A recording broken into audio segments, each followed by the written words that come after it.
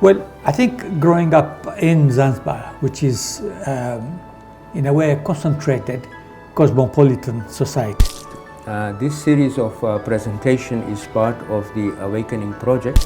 And at that time then I joined here, it was Government Indian Junior School. Bismillahir Rahmanir Rahim. Welcome to Learning from History series from the Awakening Project of Khoja Shia Ithna-Asheri Muslim Community. In this series of presentations are conversations with various personalities of our community whose lives have touched many of us and in some cases inspired some. We believe such conversations can be of immense benefit to young and old, men and women of our community. The Awakening Project is a grassroots-led project which looks at the challenges facing the community and how the foundational institutions of our community, such as family, madrasa, member, can overcome these challenges. You will find more information on these challenges and solutions at the Awakening Project of Khoja Shia Ithna-Asheri Muslim Community website, as well as many YouTube presentations, including Learning from History series YouTubes. Now I have with me here Alhaj Murtazabhai Jivraj. He currently heads the archive section of Africa Federation, which is under the Secretariat.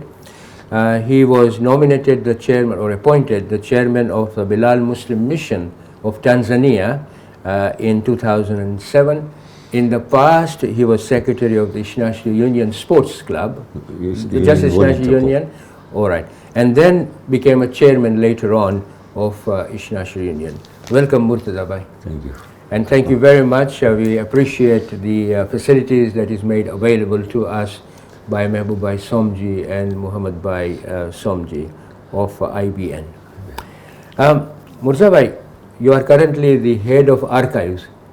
What made you become the head of archive? What is the passion behind it? Did you feel that you had interest in archive and history? Maybe you can sort of enlighten us with why did you become or took up this challenge? Bismillah ar-Rahman ar-Rahim. History has fascinated me since childhood. I love to learn history. Whenever I used to see the elders talking, I used to sit with them since childhood. And then it's my interest, history. I like history very much, especially the history of our forefathers, how they migrated from India coming to Africa with no resources, no reliable transport. And this really fascinated me. I should research on it and write as much as possible about their history.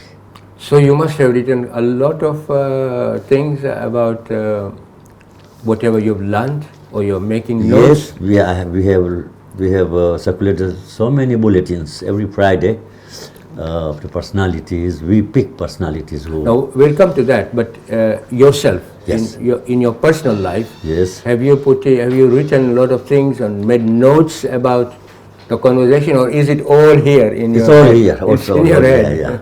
So I inshallah, have one some day, notes here and there, but not in the hard way. not in a half, but inshallah you will reveal some of them in this interview, and Yes, inshallah we hope that you will also do some writing. I want to start with your early childhood. Yes. So perhaps you can tell us where you were born, which school you went to, your parents, how they influenced you, and something about the place that you were born and whatever you can remember. So let's start with where you were born. Well, I was born in a place called Ujiji in the shores of Lake Tanganyika. Is that where Livingstone and... Yes, Livingstone and Stanley met in 1871. Right, 1871. Yes, Okay. the monument is still there. Okay. It is there. Yeah. And then I was born there. My primary education started with Aga Khan School in Kigoma. And then So which year were you born? I was born in 1944. 44. Okay. Yeah. And But then just after the war, or just when the war was finished? Yeah. So I started a primary education in Aga Khan School. And then in 1955, we had our own Khoja Shia Ithna-Asheri primary school in Kigoma. Our own? Our own, yes, sir. Community school? Community school, yes. When 19? 55. So, okay. I didn't know that. Yeah, All right. so all of us, Snashi boys, we shifted to Snashi school. Yeah. Who built that school? Community, our Jamaat built it? Jamaat built, All right, yes. Okay. Yeah. So you studied there? I studied there. Starting from Aga Khan, we shifted to Khuja Shia Ithna-Asheri Primary School, and then I came to Dar es Salaam. I finished my primary education here and then went into secondary school. Here in Dar es Salaam? Yes. Which school did you go? Azania Secondary School. Azania? Yes. All right. It used to be Indian secondary. Yes. Jangwani Sami? Yeah, that was Right. girls. Jangwani was girls. And Azania was boys? I was born, yeah. Right, okay. So I started my secondary education in Azania Secondary. And when did you finish there? I finished in 64. Then what happened? Then I went back to Kigoma. Right. I was in the boarding house in fact. I went back to Kigoma, and in 1966 I worked as a census officer in Statistics Census Bureau. officer. Census officer. Right. Okay. This was the first census after independence, 1968 census, financed by Australian government. So I went for a small training, how to conduct a census, how to enumerate the areas and this sort of thing. I worked in this department. This census department was directly under Statistics Bureau. Ministry of Statistics. It was created for this purpose. After finishing my contract in census, I was taken in the town planning. So I worked as a town planning. The exercise of changing the street names and was done during my time in Kigoma. Right. So presumably you were still single at that time? I was still single, And yes, then yes, looking for a wife? yes. When did you get married? I got married in 74. 74? All 1974, right. yes. Okay. My wife is from Dar es Salaam. Dar es Salaam as Yes, well. yeah. Yeah. Okay. So I just want to bring back to your parents now, because I want you to perhaps enlighten us about your parents. So who influenced you about moving forward in your education? How did your my mother father. play the role? Yes, Your father? My father and my uncle, my Played a maternal role, uncle, yeah. yes, they played a role. They pushed me, yes. Right. And mom was always looking after you? Yes. Right, Yes. So tell me something about your dad, father. My father was born in India and then he came to Africa in 1925. 25? Yes. So when he came, was he Ithna-Asheri or Ismaili? It's a very interesting question. Well, it was in 1959 we were sitting at home with my uncle and this question came in my mind. So I asked my father, how did we become Shia Ithna-Asheri? Okay. And he told me we became Shia Ithna-Asheri by knowing Imam Hussein first. Right.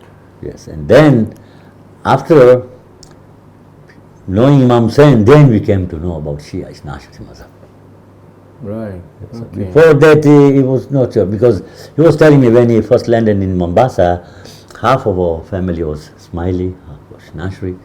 So he used to go to Jamaat Khana, he used to go to mosque. So the mosque was there in Ujiji? Yes, Ujiji, the mosque, Ujiji mosque is very old mosque. It was built sometimes in 1903 or 4. So that's the mosque he used to attend? He used to attend. And he also used to attend the Jamaat Khana? Yes, in Kigoma, yes. In Kigoma? So Not in Kigoma, in Bukoba. In Bukoba? Yes. So now, just explain to me, in Bukoba, in Jamaat Khana, what sort of activities would be happening? The normal every evening prayers in Jamaat Khana, early morning prayers. So this is their Ismaili type Ismaili of prayer. type, yes. But Dad was Ithna-Asheri by then. Yes, he was Ithna-Asheri. So he was reciting namaz. He was reciting namaz, yes. Right. So he was reciting namaz in the mosque or Jamaat Khana or both? Initially he was going to Jamaat Khana. Right. Okay. So And there then, was, yeah. Then one of his uncles, he told him that tonight is Ashura night, let's go for the majlis in the mosque. And then he remembered his grandmother's will, advice that wherever you go, do not forget Imam Hussain. Imam Hussain. Yes. Okay. Okay. Now, his maternal grandfathers were in a place called Senugra in India, 2 miles from Nagarpur. Okay. And in Senugra, they used to take out Tazia of moms and every Ashura. But they were Ismailis or Ishnashis? Snashes. Okay. Snashes, yes. So he remembered this, and then he went with his uncle to the mosque in Right. Imambara in Bukoba, and that was then. He never went back to Jamaat Khan again. Right. So would you say that, at one time the community, as far as you can remember, Yeah. Ismailis and Ishnashis was much more of a mixture, and they Yeah, used to attend Jamaat Khana. It was a mixture. My grandfather, paternal grandfather, used to tell me that in Kigoma, all the Azadari, even the Matam of Khandak, Niyaz, Majlis was being done at Smiley's house. His name was Losa Tower, up to 1922 in Kigoma. Right. He used to organize Majlis and all these things. But he was an Ismaili. He was a Smiley. Right. So how did then, when did all this change then? I mean, what would you think? Well, perhaps you may have an idea. How come that, there was this, under Imam Hussain, under Azadari, everyone was together. Presumably namaz was also recited somewhere along the line. Yes. And then suddenly we find that the Jamaat Khana became very exclusive and only admitted those who believed in Aga Khan Ismailism. yeah, I remember one incident going through a publication. A group of 148 Khoja Shia Ithna-Asheris went to the Bombay Times office, 1926. Where? In Bombay, 1926. And they openly said, from now we'll follow the Shia Ithna-Asheri faith as Khoja Shia Ithna-Asheris. The faith of our fathers and forefathers. They said that the That is, faith yeah. of our fathers and forefathers. This document was printed by Haji Naji. Do you have it with you? Yes, I have it. But then you must show it to me. I'll show it to you. Yes, I have it. The names of all people, all 148, This was in 26 1926. in Bombay. Right, okay. So, And there was another list. There was another batch of group which went to give statements, but that list was never found till today. right. But you are aware of it, that there was Yes, the yes, statement of this nature, Yes. that our father and grandfathers were Ishnashri. Yes, yes. So when they say fathers and grandfathers, we are talking before Aga Khan coming, Long way before. long way before. Yes. Now that's interesting, because we are searching for evidence of that nature, where if we can find evidences that there was the Ishnashri faith being followed within Khoja community Yes. prior to coming of Aga Khan, Yes. that yes, if yes. if you have that document, we would be very I've been interested. trying to find out. Inshallah, I will get one Inshallah, there. yeah. So we'll come back to history and all that, Yes. but I just want to now. So you then went on to town and planning, Town planning, yes. and then after that what you Then I bought the rice mill in Ujiji. a rice mill Rice in mill, Ujiji. yes, Yeah. yes, I Why Ujiji? What happened in Ujiji? Are you doing anything in Ujiji that made you go back to Ujiji? Ujiji, before the railway reached Kigoma, Ujiji was a hub. Right. Yes, everything. Okay. This was in German time. German time, yes, Right. German time. I remember my grandfather told me that when he reached Kigoma, Ujiji of course, in 1903, he was told that from 1897 there were few Ishnashis in Ujiji already. 1897. 7 Ishnashis in Ujiji. in Ujiji. I will know the names of. Right. Okay. You know the names. Who Names. were they? One was Hashim Shivji, Right. Haji Ali Hashim, Right. Bandali Ismail Bandali Muraj, Right. Muhammad Hema, Right. and there was another guy, I don't get, Alim Zeh. And their families and children are still in Africa. Yes, some of them. I have heard that some of Bandal, Ismail Bandal Munaz families in UK, South London. UK. Yes, All right. South Okay. London. So Ujiji was a hub. Was a hub. And it was not a port, but all the boats used to come to This is Ujiji. in Lake Victoria. No, Lake Tanganyika. Lake Tanganyika. Lake yeah. Tanganyika. Yeah. Kigoma was a small fisherman's village at that time. You're talking about 1903. Yes. Yeah.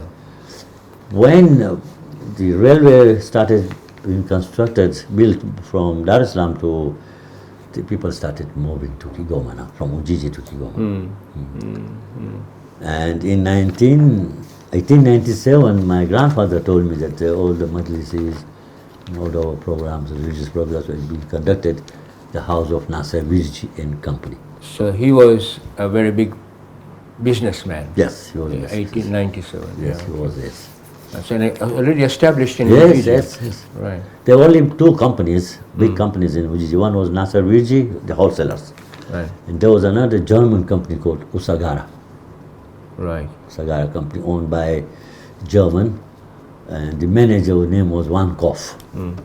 All right. So how recognized was Nasser Ujiji? Was very big. I mean, in the German administration, he had a lot of influence. Would you say? Nasser Ujiji was not staying in Ujiji, but his manager, Haji Ali Hashim.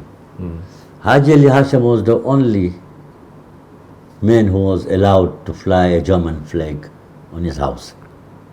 Okay. What was the reason behind that? Reason means he was declared as a most honest man. Is that the reason why he was allowed to? Yes, because everybody knew that he is a very honest man. Honest man or very popular man or very No, very honest. honest man. That was the criteria. Yes, that was right. So whoever is, because I also from the history of Sachupira, that he was also, there was his house amongst the three houses Indians who were allowed to fly a German flag. Yes. So I wanted to understand why, and you are providing me with a reason now that honesty was one of the criteria. Yes. Haji Ali Hashim. Okay, so he was allowed to. Okay, so that is so the community has a very full background there Yes. of Ithna-Asheris. So now, are you doing anything about? Are you writing history of Ujiji? Yes, and I've started putting down the points, and then finally I'll make a small booklet. And because yes, we were born, and you feel that you want to. Yes, I've started writing from 1897. Ujiji Jamaat and then Kigoma Jamaat. So you have already gathered the data for it. I have all the data when the Kigoma Jamaat was registered constitutionally, and who was the first chairman. Till today I named all the chairman, who were the alims who served Kigoma Jamaat. Right. And I have some photographs. That's it. It's very interesting. So now you said to me that you went to establish a mill there. Yes, right. Mill, So what happened after that? It was nationalized. All right. So you had to then presumably come then back. I left Kigoma. And come back here? No, I went to Mwanza. Right. Stayed 5 years in Mwanza. Now what did you do in Mwanza? I was just doing buying things for our shop in Kigoma. Ah, right. Okay. Yes, I was to buy. So you were in that region I was until what time? Until what age? 1975. 75. And then you got married. I got married in 1974. Yeah. I went to Kigoma and then to Mwanza. I went back again to Kigoma, and then finally I came to Dar es Salaam. And then you stayed in Dar es Salaam. I stayed in Dar es So Salaam. when you came in Dar es Salaam, what did you do here? I worked for a East African company. Right. Yes, it was a company which was a very high-tech equipment to sell.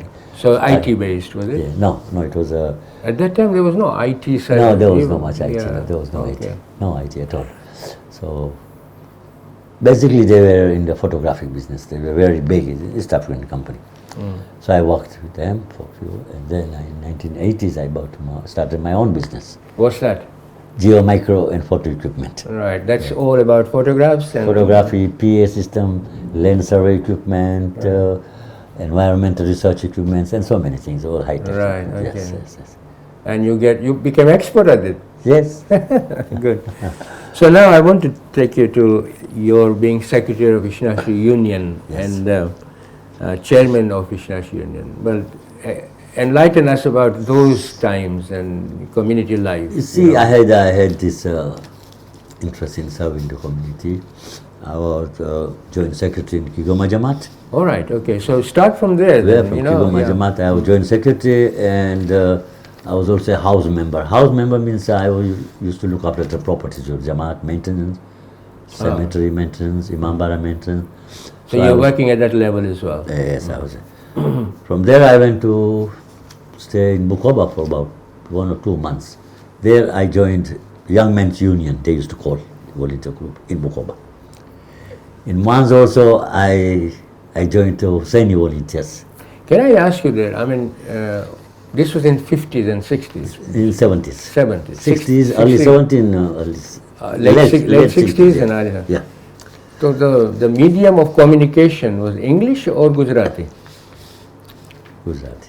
Gujarati. Yes. Everyone spoke Gujarati. Everyone was spoke Gujarati. And so how come there is whole change to? I know I'm diverting you a little bit, but I just wanted your input here. Yeah. How come that we, in the 60s, 95% of our community was speaking, reading, and writing Gujarati, to now to this level now, where majority of them want to speak English, and they can only understand Gujarati, they cannot write or read.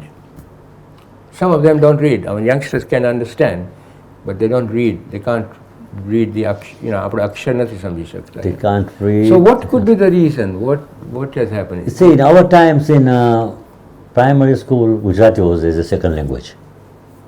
Right. In Aga Khan school, Ithna-Asheri school. And the community was speaking Gujarati. We were speaking Gujarati, and we were all being taught Gujarati in the schools from primary level. And then in 60s, I should say, after independence, the Gujarati became an, if you want to learn Gujarati, you have to go for special classes.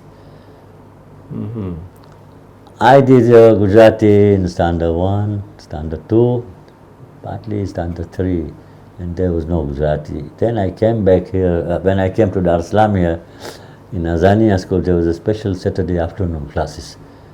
So I attended those classes. That's how I came to learn Gujarati. I can write, read Gujarati. Write, read. Yeah, I can read. And I think you also translate all this Gujarati All this, archive yes, material into yes, English. Yeah. Yes. Right. All these articles profiles from 1960 directory. If you've seen that green one here. Yeah. Many, I have translated many articles, and I have a lot of other Gujarati material also. Right. I keep on translating. So I mean, you did it yourself, but I think the trend was moving towards English, Yes. and Gujarati as a second language was Yes. demolished. Yeah. So Murtazabhai, so now tell me about what happened afterwards. Which position you took? Well, you were secretary of the Kigoma Jamaat, and then Bukoba you helped, and then what other position you took in that region? I was Kigoma, Bukoba, Bukoba was a volunteer. In so months also I was just a volunteer. Volunteer, yeah. And then when I came to Dar es Salaam, I became joint secretary of IUC in 1976. Why? What was that interested you? Well, I had a friend, his name was Murtaza Jivraj, marhum now. Oh yeah, Murtaza Jivraj, yeah. He used to, accident, was it? Yes, he was, Right, yes. He used to come to Kigoma, and he used to see me there, the way I was working in the Jamaat. And then when I came here, and he took me, he was the chairman of IUC at that time, Murtaza Right, Jivraj. yeah. And he was very active Very in the active, community very life, active, very yes. much so, yeah. So he took me as a volunteer. Yeah. And the joint secretary migrated from here, was going to Dubai, so I had to take his position. And in 1978, I became the chairman of. Right, so talk to me about this Ithna-Asheri Union. What was it all about? I mean, why was that created? Any idea? Ithna-Asheri Union volunteer corps was under Ithna-Asheri Union. So the voluntary corps means the volunteers who work Yes. in Imambara during occasions, wafat, Yes, serving. serving. The Scouts movement was also under the It was under. Ithna-Asheri Union. It So was under. Ithna-Asheri Union had lots of sections. Ithna-Asheri Union had a lot of sections. Ithna-Asheri Union, one section was Union Sports. IUVC.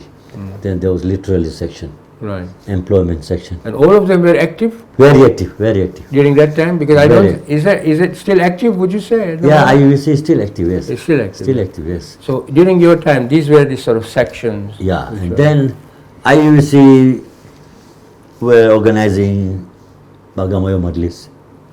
which is once a year, Once a year Majlis. the community goes there. goes there, yes. IUVC used to organize Miladun Nabi for all the Muslims, And that was a public event. public event. Right. IUVC used to do Hussein Day. Which again was a very, it doesn't happen now. Does it still happen, Hussein Day? Unfortunately, Hussein Day, I don't know. Why is that? Because it was such a, I remember Hussein Day during my time here, I mean 60s and 70s, it was an occasion where we invited others to talk about Imam Yes, Hussein alayhi salam, yes. and we also talked about as a humanitarian person. Yeah. See, Hussein Day initially started in Mombasa and Zanzibar. Yes. And then this idea came to Dar es Salaam. The first Hussein Day in Dar es Salaam was held at an open ground opposite our mosque now. If you see our mosque, Yeah. this Kanji Damani building there, Yes, that's right. 1948 built. Yes. The first Hussein Day was there in 1942. Building wasn't there, it was just an It was open open space. ground, yes, open space. So that was the first time. Eh? First time, yes, 1942. And then I think it shifted to Bohora's school. The second Hussein Day was opposite the Naz Hotel, if you remember. Yeah, that's right. Behind Naz Hotel. Opposite Naz Hotel. Yeah, but on the side. On the side. The Yeah. place where now we organize Kerbala project. That place, there was a Hussein Day there also. Ah, right, okay. And finally in 1960s it shifted to Bohora school in, Yeah, it used to be Ring Street at that Ring time. Street, that's Now right. it's Jamhuri Street. Yes, yes, yes. And it's now, I remember that, yeah, that yes, those yeah, days, yeah. Yes. Okay, okay, okay. So now, so you became a chairman of Ithna-Asheri Union. Ithna-Asheri Union, Volitoko, yes. Yeah, till 1980. 1990. Then what? Then I worked under the Jamaat in medical, Oh, so as a volunteer. as a committee in the medical. Now in 80s, when you worked as a volunteer in the Yes. medical, what was the situation like? Desperate for our community, facilities-wise? Did we have dispensary, Alhaj Ibrahim dispensary by then? No. So Yeah, we didn't have a how hospital. was the community members meeting their health needs when they had issues? There was no centralized place where we can call our hospital. There was not a single one. We used Right. to go. And in so we India, just yes. sort of Yes. used to, as and when, used to help people. We had our Shnashi doctors like Dr. Ibrahim, Dr. Kanji. Yeah. But it was a tough time for the Tough time, community. yes, yeah. it was a tough time, yes. Yeah. And then the dispensary came and relieved some pressure Yes. of immediate treatment and all that. Yeah. So you said that you became in 2007 Bilal Muslim Mission. Yes. Right. What made you go there? Approached by someone or? Yes, in fact, Maulana Marhum Sayyid Dr. Rizvi. Okay. He, How? Tell me something about Maulana, the Rizvi. I mean, he was my teacher as well. yes. So, tell us what your reflection is on Maulana. Well, I was very close with Maulana, and off and on he used to tell me that now, he said, now we are getting old. I'm old, Fidaba is old. Yeah. Prepare yourselves to take over Bilal. Okay. Yes, that's what he told me. And after that time, after sometimes he passed away. And then Pyali Bhai Shivji. He was the president of the Islam Jamaat? Or Yeah, secretary? after, he was also chairman of the Bilal Muslim Mission. Oh, right, okay. Yes, and he offered me that you should now take the chairmanship of Bilal Muslim Mission. And then I agreed to it, and I formed a committee. I had 17 people in my committee. I divided the whole Bilal into 5 parts: Tabligh, education, welfare, economic wing. Like it. In my time, I sent 29 students to study abroad. 22 went to Iran, and the 7 went to Syria. The Syria students were sponsored by the World Federation. Yes. And they some came back, or? Well, some went to UK after studies, some came back, some are still Right. for the studies in Iran. So you left, you were a chairman of Bilal 2007. When did you leave the Bilal section, the Bilal part of your life? The L section was after 2 years only. I served only for 2 years. Right. Why only 2 years? Because you felt that was, you did enough of Bilal? Yeah, I can say that I think, yeah, then. Okay, fine. So, after Bilal, you must have gained experience in all that. Now I want to come back to the archive side Yes. of our. So now presumably you joined archive. When did you join archive? 2016, January. But archive section existed before 2016. Yes, now it it did. was under I think Roshan Bhai. But it was established in the year 2007. Established in 2007. yeah. Yes, Okay. it's a special office, Yeah. and 2007, yes. Right. So when you joined, it was which year was it? 2016. 2016. 16, yes. So when you joined in Yes. 2016, what was the archive doing at that time? Well, the archives, the activities are divided into 3 parts. One is to prepare the bulletins, every Friday bulletin. Yeah, which goes out throughout the Throughout, world. yeah, our viewers are about, subscribers, I think we are about 7,000 subscribers. 7,000. Yes. This is in your data. Yes, Right. I've seen the data. There are few in Russia also. What? Russia, yes. What they requested this? We can see, if you see the graph, then the majority are in England, in Europe, North America. I see some are even in China.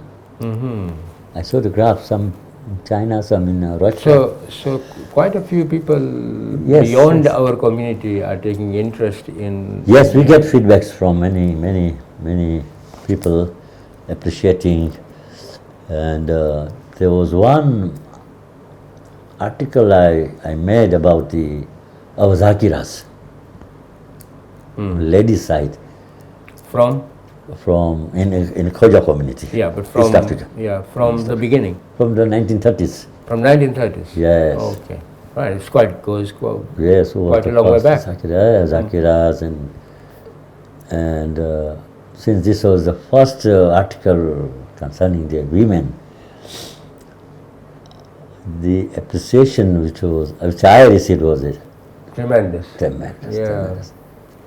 Because you gave a history, presumably, of Yes. how Zakiras had come and. Yes, at that time we had no Maulanas or no Zakiras coming from abroad. No, every time was Madris were recited by our So, who name if you can remember, Yes. name couple of 2 or 3. the oldest Zakira in Dar es Salaam, I think, is Fatma Bai Abdullah Kimji. So, what was her popular name?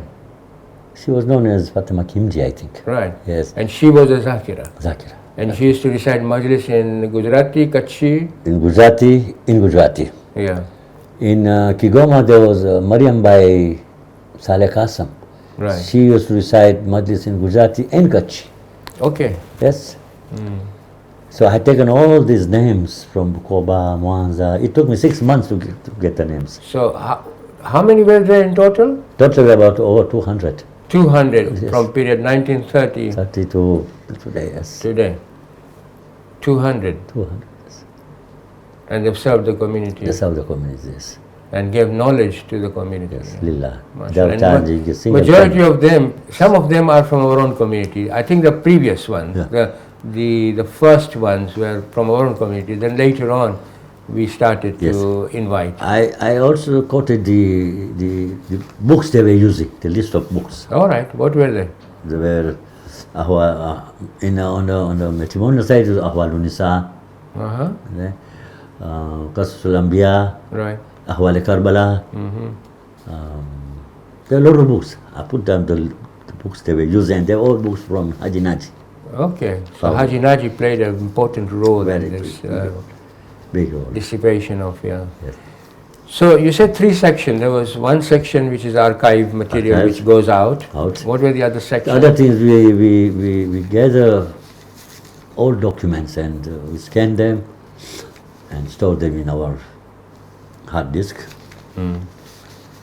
And then we look for old books. We put our appeal on and on in our website that if anybody has got old books, Related old to our documents, community. our community, yes, Yeah, yes, please yes. send it to the archive. yes, Now I want to, you joined the archive section. yes, And you are interested, I can see that you are interested in the history, and you yes. described to me very nicely when I first asked you the question. So I want your thoughts on how do you think our community, whatever you can remember that is, how when it arrived here in Zanzibar, there was a Jamaat Khana there. Presumably we were a Khoja community at that time. yes. And then there were Ismaili personalities like Topan, Tarja Topan. Tarja Topan. You must have read, just enlighten us, from how did you see the your thoughts on how our community arrived in Zanzibar, and any incidents that you remember, starting with, say, Jamaat Khana, because we came here mainly as Khoja community, presumably in the 1830s, 1820s, 30s. because this was, from my record, from my research, from 1820s, a sizable number, it means about 200 were already here. I mean, this is what the statistics tell us of Khojas. And I take it as a Khoja community now. There was no sort of separation. This is Ithna-Asheri, this is Ismaili. We were Khoja community. So your reflection from then on, whatever you have read, tell us, like Jamaat Khana, what was happening. We had, as I understanding, there was a Mehrab there. Yeah. So, is that correct? It is correct because Marhum Malim Najafbhai Tejani used to come to my office and he told me about it. There was a Mehrab in Jamaat Khana, Right. Zanzibar Jamaat Khana. So it means that within the Khoja community, at that time, when it was built 1838, Yes, Jamaat Khana was built in 1838. yes. So in 1838, there were Ithna-Asheris because Khoja who used to do Salat prayed there. yes. And there was also presumably Bandagi and all that, Ginan and all that was also going on. There was not much difference. Okay. Yes, they were one community. But then in late 70s, 1870s. 1870s, yes, then our Khoja Shia Ithna-Asheris, they streamlined themselves toward the Azadari. Is that so? Yes, Okay. Azadari. And what happened then? And in Zanzibar, the Azadari was being done in Matemni, if you remember. Matemni was built a long time ago. And our Ithna-Asheris, some of them, they were going for Azadari in Matemni. But then our Quwwatul Islam in Kiponda was built in 1880. I remember Malim Najaf telling me one very interesting thing, that when the ground was being cleared for the mosque in Kiponda, Quwwatul Islam, and Tarja Topan, a tycoon at that time, Big shot. Ismaili, and he stood there and looked around and he asked, "What are you doing?" Now, I narrate in Gujarati first. हाँ बोलो गुजराती में बोलो શું કરો છો અહીંયા? કે મસ્જિદ બનાવવાનો પ્રોગ્રામ કરીએ છીએ અમે. હવે ત્યારે to pronounce Ithna-Asheri was not easy. They say, Sinasriની મસ્જિદ બને છે. Shia Ithna-Asheri. Ithna-Asheri. Ithna-Asheri ની મતલબ એ છે કે હા આ ધતિંગ તમારો 6 મહિના નહીં ચાલે, અહીંયા 6 મહિના પછી કાગડા ઉઠશે. Kagra Utsu. Kagra ઉઠશે.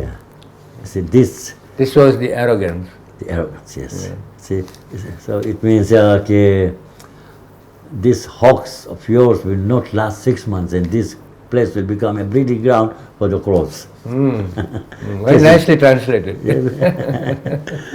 and then you see that that's history now. It's still there. Still there. Yeah. So this is Tarya Topan. So we in 1880s we had our Nabi Junni Masjid, and then of course there is that 87 was Nabi Masjid. Nabi Masjid. Yes, 87. Yeah. Do you have any idea why, for example, there was this split between Nabi and Junni? If you have anything to, I don't have details, but just very roughly, I heard it was on Musawat. On Musawat. Musawat, yes. So explain what Musawat. Musawat means the level of the Nabuwat and Imamat. Right. Same. And some say no, Nabuwat is higher than Imamat. Nabuwat is higher than Imamat. Yes. And I talked about this to Maulana Sayyid Akhtar Yizvi. He told me a very interesting thing. He says, Nabuwat bhai hai Imamat. Maulana, how? He said, when our Prophet went into Kaaba to break the idols, he made Ali stand on his shoulders. So, Prophet carried Imamat. Right. Yes. Now, I'm not sure which group was saying the level of, was it Quwwat or Hujjat, I don't know. Right. Okay. But one of them was saying the level is same. Right. The other said no, Imamat and Nabuwat. So basically it was an Imamat and Nabuwat issue. Nabuwat, yes, Musawat, right. yes, And Musawat, it's split. Yes. Yes, split, yes. It was an unfortunate thing. Unfortunate, yeah. Yes, it weakened the communities. So now, the community started to get established. Any incident that you can remember? Zanzibar, you talked about Tarya Topan. There is anything that comes in your mind about Zanzibar, especially apart from that? One thing I'll commend Zanzibar for starting the night school phase. Ah, right. That was a marvelous thing which was done in Zanzibar. It produced a lot of zakirs, dua reciters, and they had good malims there. Right.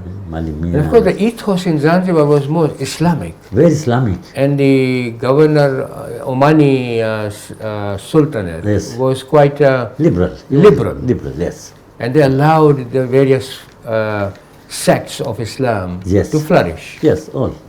Right. And so the Jafari school of thought was also sort of evolving quite nicely because of that liberal attitude of the... Yes, it was very liberal. And but Zanzibar, see, the Darsalam Jamaat was very small at that time. We were about 1,300 in 60s. Right. Then after the revolution, the exodus came. The exodus came almost 15 to 1,600 came to Darsalam. So it doubled. And suddenly Darsalam Jamaat grew very big. It became about 3,000 to 4,000 people. Yes. And this was in 64. I remember I was in Darsalam at that time. And then there were a lot of challenges which Darsalam Jamaat faced. Housing, employment, see, yeah. Sudden influx of refugees. But they managed. Right. They managed. Because their leadership, see, one thing in our Khoja community I've observed, that our leaders, they are always working for the love of the community. They love the community. All the leaders. And all the leaders have done what was necessary at that time. Some went into education, promoted, some into housing. See. So they promoted what was necessary at the time. Yes. And assisted the community as much as they could. They could identify the need of the community. And then this is your reflection. Yes, this is my reflection, yes. And they dealt with it. They dealt with it, yes, Yeah. they dealt with it. Which is very good, because obviously it allowed the community to then progress forward, yeah. Because the mosque, we had the old mosque, if you remember, 1,200 people. And then the influx, the mosque was not enough, so they had to started to expand, yeah. expand, yes. Yeah. And then of course the whole expansionary period came later on in the Yes, 90s, yes. and now, mashallah, it's... Yes. Yeah. And also, the credit goes to Marum Sachupira. Yes. He bought that plot. He bought that plot in 6th July 1894. 1894. That mosque plot. Yes, mosque plot, yes. 18. What about that Kabristan? Kabristan, it was I was told that the Kabristan was a farm. Yeah. And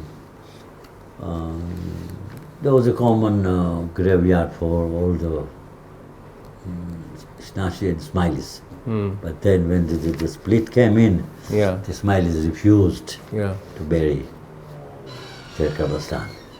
So the first Kabristan man was buried in that farm of Sachupira, with his permission, of course.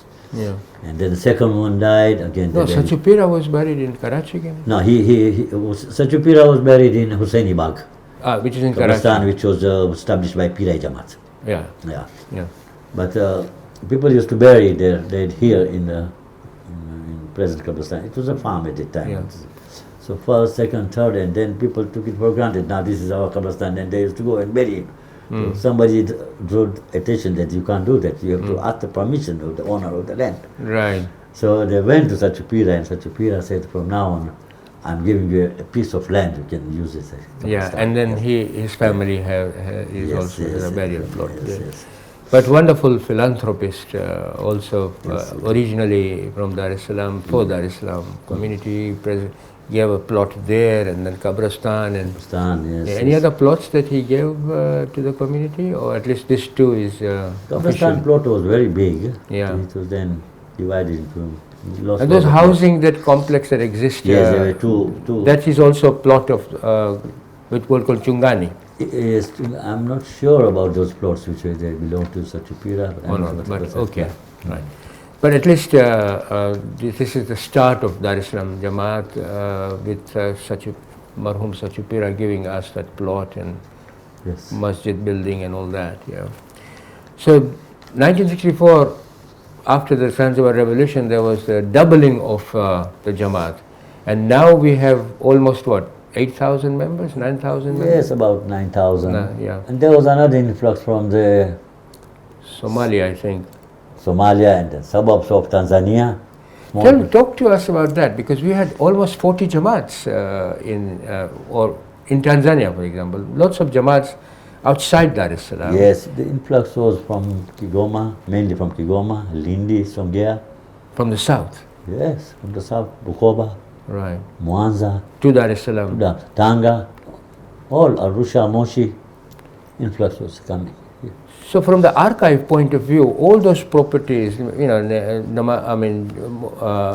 Imambara and Masjid and presumably schools and all that, you have archival material related to all these Jamaats, so that in future we can, No, if you want to do any research. See, the arrangement with Africa Federation, wherever there are no Khojas, then this was the arrangement before.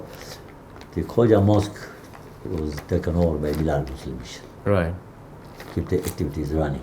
right. In many places, like Singida, if you say, Bilal are running.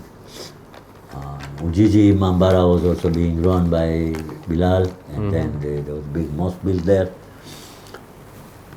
But I think now the setup is all the properties are under Africa Federation. Yes. So we have all the assets Assets. that belongs to the Khoja community. Now we have a Records. in the central Yes. secretariat. Yes, Right. yes. Right, and of course you have also got the archival material related to each Jamaat as much as you can gather. It's unfortunate we have lost a lot of history. There are very few elders left who can relate this history. I've been trying to write history of Bukoba. My father's hometown was Bukoba. My grandfather, Jivraj Lata Asar, was the first Asian to die in Bukoba. Okay. First grave, Asian grave, was my grandfather. Jivraj Lata Asar, he died in 1916 during the First World War. So I like to write about Bukoba also. But there's no much information available. And I think one of your very interesting project, which when I met you and your colleague, was to devise a questionnaire during. Can you tell us about that? Because Yes. I think it's a very good project, and I hope that you are able to implement it. Perhaps you can. Yes, can my logo, if you see my office Yeah. in archive, there's a logo there saying a community that forgets its past has no future. I think it's a very, very good logo. And those who fail to learn from history are doomed to report. Imagine. What a nice logo. So what was the project that you wanted to Well, under that logo? Yes, I had started a project saying that you tell us your story, we write our history. So let the community tell their story, Story, and the archives will write the history. yes. What a nice connection. This So was for that, what was that involved? Well, I had prepared question forms, very simple questions, easy. You just have to, the questions are already printed and you just have to say this, you don't have to write much, very, very fast. Yeah. And simple, very simple. And I had a team of young youths who were working on it, the prepared forms and everything, and we were trying to launch this project in last Muharram. Right, yeah. Not this Muharram. But it didn't work out, so it was very unfortunate. And this was not only for Dar es Salaam. It's for whole Africa. Whole world. The whole world. World, yes. Yeah. So that we can gather as much information from within our community. Yes. What a lovely project. I hope and pray that it goes forward. Steps of work again. And now the last question that I have, because we haven't got much time, is what is your reflection about the community's future? What advice that you can reflect with us? Well, I'll advise that we should value what our past leaders did for our community. Yes. Yes. Whatever we are enjoying today is because of that. And the younger generation should take emulation from this. Right. Another thing I would advise that we should, like our forefathers did, maintain our faith, our culture, and our language. It's very important. Language, I remember Maroom Mullah Askar Sahib, when he recited his Madhisi, I remember, we don't need professors in Gujarati. But we need Gujarati to communicate. Younger generation, older generation, there will be a generation gap. I remember he recited this. Professor નથી કરતા ગુજરાતી પણ બોલવા જેટલી speaking. અને આખી કોમમાં આપણે ગુજરાતીઓ બોલી શકીએ તો પછી સંગઠનમાં રહીએ, યુનિટીમાં રહીએ. બરાબર છે. વેલ Murtazabhai, thank you very much for enlightening us, and it was very interesting. Yes, thank you very much. If you any further, Yeah,